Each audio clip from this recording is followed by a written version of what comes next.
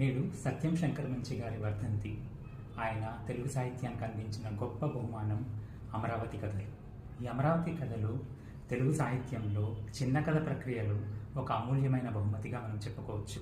తెలుగు పాఠకులకు ఎంతో మంచి కథల్ని సత్యం శంకర్ మంచి గారు అందించారు. వీటిలో 101 కథలు ఉన్నాయి. 1979లో ఆంధ్రప్రదేశ్ సాహిత్య అకాడమీ బహుమతి పొందిన కథలు ఇవి. బాపు గారు అందంగా వీటి కోసం బొమ్మలు గీశారు.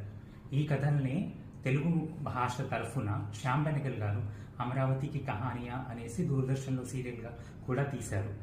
ప్రయాగ రామకృష్ణ గారు ఈ కథల్ని రేడియో ద్వారా అందరికీ వినిపించారు. త్రివిక్రమ్ శ్రీనివాస్కి ఈ కథల్లో ఒకరోజు వెళ్ళిపోయింది అనే కథ చాలా ఇష్టమని ఆయన చాలా చోట్ల చెప్పారు కూడా. వరద, ఒకరోజు వెళ్ళిపోయింది, ఇలా ఎన్నో కథలు చాలా బాగుంటాయి. మన తెలుగు సంస్కృతిని, తెలుగు సమాజాన్ని, తెలుగు దైనందిన జీవితాన్ని ప్రతిబింబించే కథలు ఇవి.